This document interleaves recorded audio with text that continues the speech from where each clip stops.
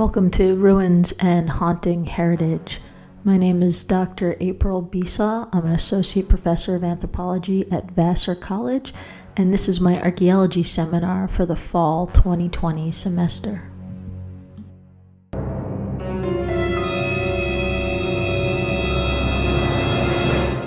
We're going to talk about Gabe Moshenska's article, The Archaeology Uncanny, and the concept of uncanny in general and how that relates to haunting heritage and the telling of ghost stories.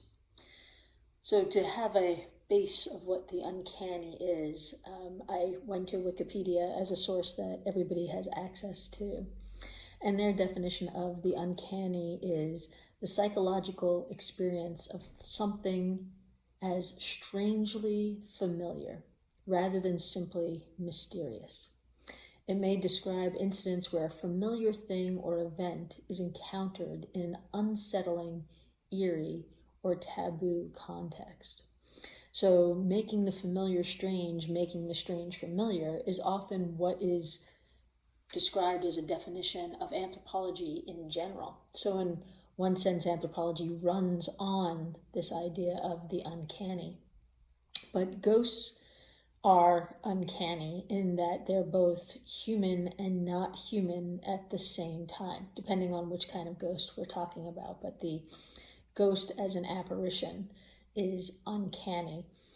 Zombies are uncanny in that they look human but aren't really human, but they have to eat and they have to rest sometimes. Some zombie stories don't have resting. And they have people who recognize them, but yet they don't recognize them back. So this idea of the uncanny, it is a concept that Sigmund Freud talked about a lot in his work. So what does the uncanny have to do with archaeology? Well, according to Gabe, it has to do a lot with both how archaeology works and how the public perceives archaeology. Gabe, in the beginning of his article, uses Cornelius Haltorf's 2005 article to quote, saying that people are generally attracted to archaeology by a fascination with origins, the lure of buried treasure, the challenge of interpreting the evidence, and the thrill of discovering artifacts and monuments of past societies. The magic of the past is a powerful cultural force. So what are people looking for when they look to archaeology and they look at archaeology? They're looking for something that is familiar. These are things that we value today that people valued in the past, and we're looking for how the past people interacted with them, whether they be the gold that people generally think archaeology is about, that archaeologists don't think archaeology is about. And if you value gold today, you value the gold of the past, and you find it exciting when people find something gold in the past. So this idea that the magic of the past is what people are looking for when it comes to archaeology, as far as Cornelius Haltorf had to say. So Gabe is using this with his assessment of archaeology and pop culture and how archaeology does and does not work for some people. Some people aren't interested in archaeology. Through this idea of the uncanny, to come up with maybe some ways that we could address it in the future.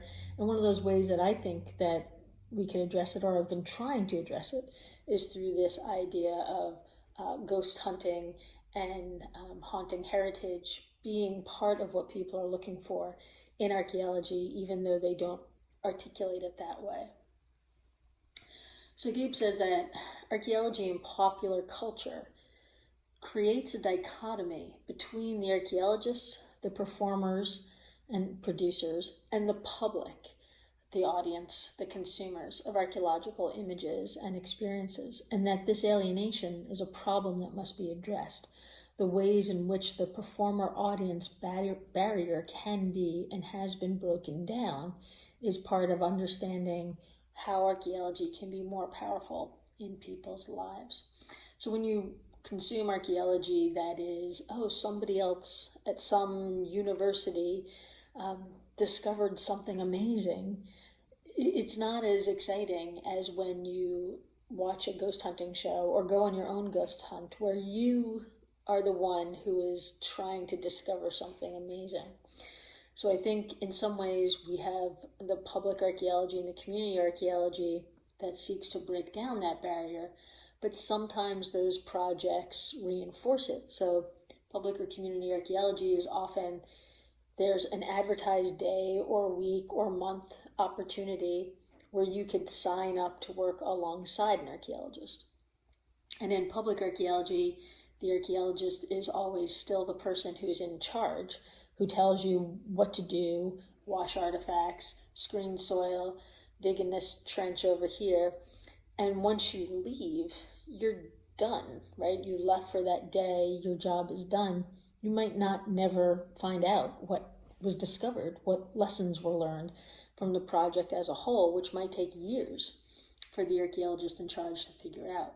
A community archaeology is more that the archaeologist is developing what they're doing alongside community members. What are they interested in? More of a sharing of power, or even the community members have more power than the archaeologist, that the archaeologist is there in service of the community. But it's still usually not that everybody who participates is equal. Whereas ghost hunting, there's more of a, if you're watching it on TV, it might be that you want the safety of not participating embodied in your sense, but you also still get to see everything that happens. And they wrap up the show at the end telling you what they've found. So you don't have to wait years to find out. So even if you're not physically there, you get to participate in the entire what is going on, or at least the interesting parts. You don't have to do the travel, and you don't have to worry about budgets and so forth. So for the people who do ghost hunting on their own, they fully get to do that participation. And I think that's one of the ways that people look to discover, as Horthoff said, the magic of the past in a more democratic way, in a more that you have control over it sort of way. So let's get back to the uncanny. So Gabe on page 92 says the archaeological uncanny is linked to haunting, absence, and the non-discursive or unsayable, but is fundamentally a result of the translation of the familiar and everyday into something archaeological and therefore alien. So to some extent, what we're looking for is the uncanny, that the uncanny is interesting to us. We want to get to this place wherever it be, whether it be a Viking burial, whether it be an old house in our community. We want to get to this place where there's this kind of absence or unsayable of what's going on there and why that place is different from other places. And that it looks very familiar, or it is very familiar, it's down the road from you. But it is also something different and weird when we start to analyze it. That the act of analyzing somebody else's abandoned house is kind of uncanny in itself. So he quotes on page 92 Freud, to some people, the idea of being buried alive by mistake is the most uncanny thing of all, so that you could both be alive and dead at the same time. That doctors, that people who deal with the dead all the time would mistake you for the dead, and that you would be buried in that way. So therefore this sense of, if that is the most uncanny thing of all, according to Freud, then ghosts and the ability to see ghosts would be one of the most uncanny things next to that. So Gabe says that, I believe that for many archaeologists, and perhaps the majority of the interested public, the past is not inherently alien and unfamiliar, but is rendered thus by the archaeological process. The uncanny lies in the act of digging up, not in the property of being buried. So at what point is the archaeological process, the way it's done in academia and by professionals, making something that is uncanny, extra strange, extra alien, that it is therefore no longer familiar enough to be interesting?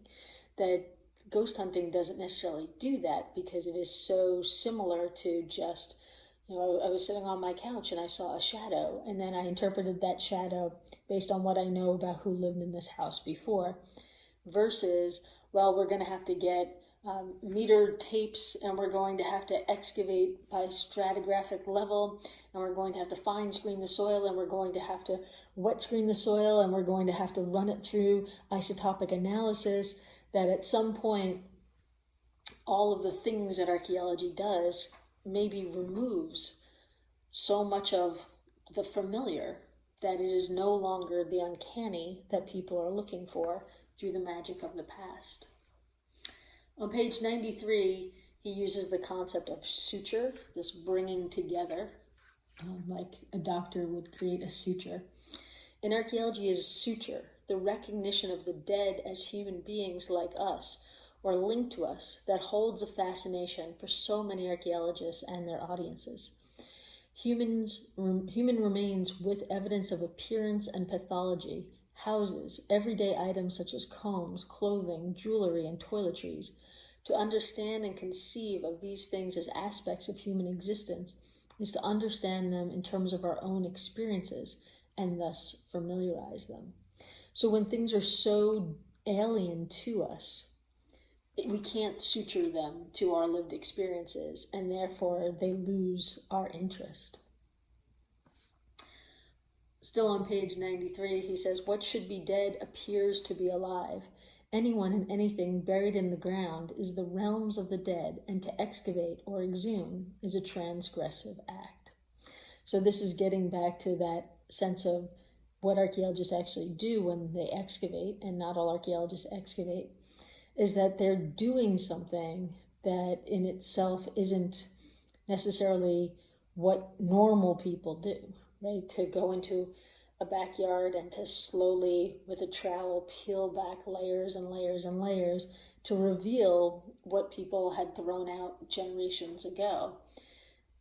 That is a transgressive act, in that it's not normal in some way. So it creates both a sense of distance between non-archaeologists and archaeologists, and why are you doing that?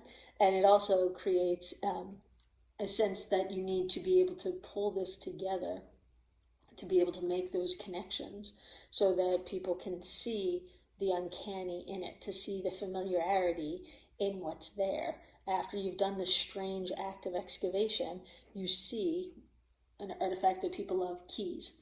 You see a skeleton key, and that skeleton key is both strange in that we don't use skeleton keys today, but familiar in that we use keys today. Now that we have these dongle things, maybe we won't have such a fascination with keys in archaeology in the future. So he goes on in this article to compare archaeology and the sense that people would want to view archaeology being done to the Victorian autopsy theaters, where people would gather to watch doctors dissect real human beings, and that it was a thing to do, a thing to watch. So this uncanny practice of the autopsy is you're taking a human being, and you are taking the human being and creating parts out of that human being by taking their organs out and so forth. And that is a very uncanny thing.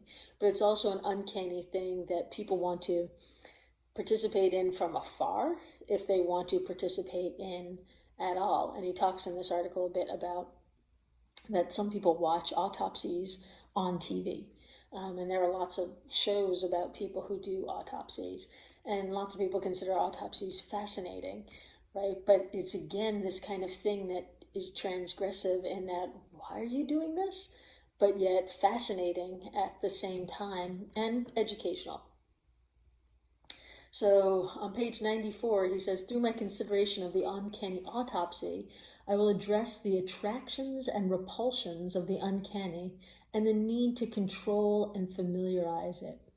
So he's using autopsy as an analogy or metaphor for archaeology to raise points of discussion amongst archaeologists primarily, who might not be able to see their own profession as something weird and transgressive. So the performance of dissection by revealing this body interior to the eye is itself an uncanny act. Yet there was little attention amongst the community members paid to those who actually performed the autopsy, the anatomists. The people were fascinated with the autopsy itself, not the people doing it or the reason why they were doing it or the process of it in a more budgets, right? Where did you get this body from, right? It was the actual revealing of the insides of somebody that you're not supposed to see is what people were fascinated with. So he comes back to archaeology. On page 96, he says, a large portion of those to whom archaeology appears have allowed themselves to become and remain alienated from it by experiencing it through popular culture media, including television, computer games, and mass market publications. So a lot of people are interested in the uncanny of archaeology, this revealing of other lives that are similar to our lives today, but yet different from. But a lot of those same people are not interested in what people like me, academic archaeologists, do. They're not interested in why we do these things. They're interested in just watching and seeing what gets revealed that they may or may not should be allowed to see. So there's a whole field of archaeology that looks at how archaeology is represented in video games. Many video games have archaeology in it, that you're going to discover something that was lost, that you have to dig something up, that you found a ruin. So that just shows that people are interested in the things of archaeology, the uncanny of people's past lives persisting in the present, even if they're not interested in the archaeological process and what archaeologists learn from it. But they want to be able to see these things. They want to see these places, and they want to think about them themselves and see how they make meaning in their own lives. The bottom of page 96 and the top of page 97, Gabe says, the idea of archaeology as performance is well established. And he then goes and quotes Shanks. And Michael Shanks wrote a book with Mike Pearson, a performance artist, called Theater Archaeology in 2001, which is a very strange but wonderful book about performance and about how the archaeological act of uncovering things and showing things is very similar to a performance in theater. And they use theater performances to explore that line between what is and what is not archaeology. So getting back to Gabe's article, he quotes Shanks saying that in the archaeological theater, the discovered past is the play, and archaeologists the actors who work on the text producing a performance, releasing some meanings of the past for an audience. So what is it that we're actually doing as professional archaeologists if we're not performing, that we're doing this? Let's set up who's in the cast, right? There's the digger, there's the screener, there's the washer of the artifacts, there's the bagger, there's all these people doing their jobs, and that we're all going to perform our roles and we're going to create a story from what we uncover and how we interact with each other. So once we start seeing archaeology as a performance, it's easier to compare it to ghost hunting and ghost hunting shows, which are certainly a performance, where they do what they can with what they have, right? So if all you have is a cold spot, they hyperanalyze that cold spot. They try to make meaning of that cold spot in ways that are not very different from if an archaeologist is digging in a unit and the only thing recovered is a fishbone. They make a big deal about that fishbone and they try to learn as much as they can by that fishbone. So on page 98, the mediation of the archaeological process through performance art is a perfect example of the alienation of uncanny archaeology through popular culture. So it is depicted as something that real people don't actually do in pop culture. Just like ghost hunting is depicted as something that you don't actually do, other people do, right? So we never see archaeologists as just about anybody. in archaeological TV shows, say, for example, or movies. They're usually a specific Harrison Ford, Indiana Jones type. They're always wearing khaki. They're always doing strange things, like they're great with a bullwhip. I'm not great with a bullwhip. So it also makes it that archaeology seems like it itself is a fake thing, because it's always portrayed in things like stories that are fictional. So on page 98, Gabe says, archaeology brings dead people, dead places, and dead things into the world of the living, a potentially fascinating, discomforting, and uncanny process. To make archaeology more real and accessible to audiences is to translate the archaeology appeal into public involvement, with this derailing this playful, anarchic archaeology in the tradition of the enthusiastic amateur that takes place utterly in the public. So we have to show everybody, we have to be out there and show people that anybody can be an archaeologist, and through training you could do what we do, just like in ghost hunting. Through training you could do what they do, and that it's not necessarily something that is only for academics with PhDs, and it's not necessarily boring or tedious, which is the stereotype that is boring and tedious. And if we perform archaeology in the public more, that we're doing it with them and inviting them to be part of the entire process, that the archaeological appeal to audiences might be able to see that the uncanny is in the things that we're uncovering, the sites that we're uncovering, the stories that we're telling, instead of making the archaeology itself something that is alien, and therefore keeping people's interest in the uncanny and interest in the archaeological record and seeing it through that process of archaeology. So one of the ways that I think we can do this, because not everybody has the time or interest to be on an archaeological excavation, to get dirty, to get down on their hands and knees, to spend days or weeks in the field in the hot sun in the cold winter. I think one of the ways that we could translate pop culture archaeology appeal into public involvement and actual real archaeology is through better archaeological site tours. That when we bring people to places that have pasts, that we teach them about the past through the archaeological process by just talking to them, not actually doing the process with them, but doing it in a way that keeps the uncanny alive, but doesn't make it that the uncanny has this weird alienation sense to who we are as archaeologists, that why are we doing this, and why is this something that isn't, about us, but we kind of usually make it about us. This is what I found, right? Instead of this is what this site has to say.